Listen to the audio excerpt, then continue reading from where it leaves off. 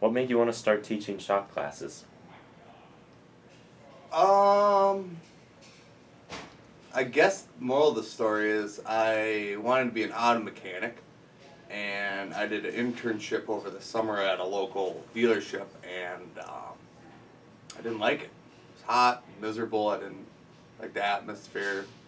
And then I had some family members that were shop teachers, and I just went to college and kind of figured it out, and before you know it, there it is. So I guess a little bit of family and a little bit of experience. Okay. Do you see progress in students' abilities throughout a trimester of your class? I hope so. If I don't see progress, I'm obviously not teaching very well. I guess the most progress I usually see is usually in ninth grade.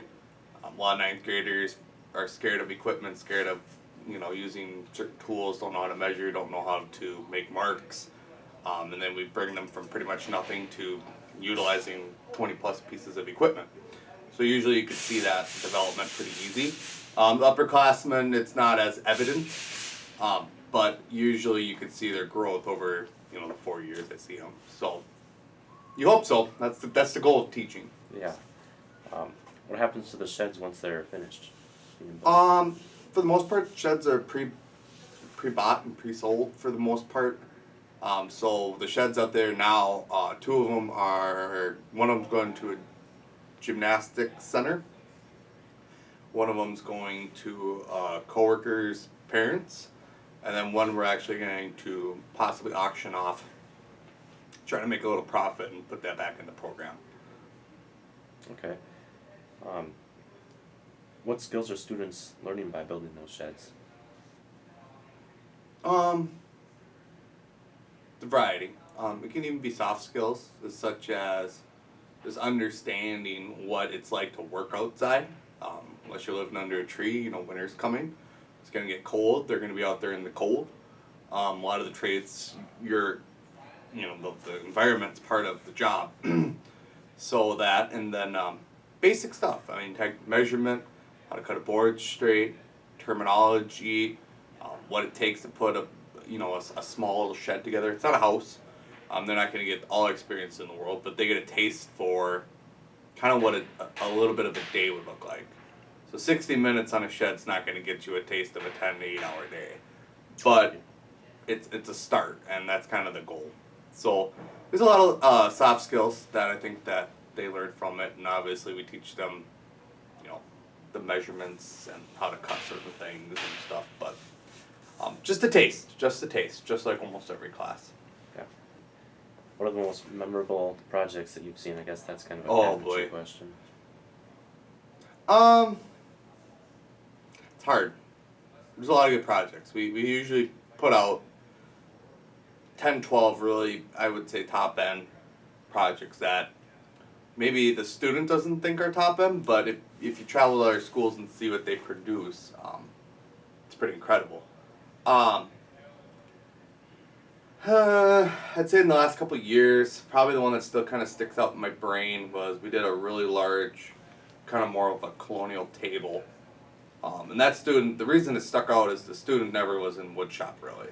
Took a wood tech class and then took cabinetry the next try and produced a really nice table. And the biggest issue was it was during COVID, so you didn't have the work time. So it was always, I think it was hybrid at that time. But the table turned out really wonderful. And actually a company bought the table so the student had money for their books for college. And I think it was sold for like $800-900. It came in pretty high. That was a good project, but every year there's, say, 5-10 that are really impressive. And that's the goal. We want impressive projects. We want students to see what other students are making and keep these classes stocked. This year, we have 50 students taking cabinetry, approximately, so there should be a decent amount of cool projects that come out. Cool. Hopefully. Well, thanks for your time. That's Yeah. all we have. What is your final project? My final project is a nightstand. What class is it for? It's for cabinetry tech. What are you learning while you're working on your project? I'm learning how to problem solve. How do you feel about the classroom environment? I think it's good. teacher did a good job doing it? Yeah. Do you feel safe during Yes. class? I do. Do you have any other comments regarding the wood classes? No. Alright. What is your final project? So my final project is a chair, more so like a lounge chair. You're probably not able to tell yet, but I can have a piece coming down here, and then same thing with this piece. And then it's just the frame, so that we're having a bunch of 2x6 come out, and then a few more to support the whole chair, so it doesn't fall apart. What are you learning on while making your chair? Biggest thing I learned was the importance of pocket holes, which are these right here. That can be pretty significant if you do it wrong, and it takes a lot of time if you mess it up along the way, because then you got to take everything apart and redo it. How do you feel about the classroom environment?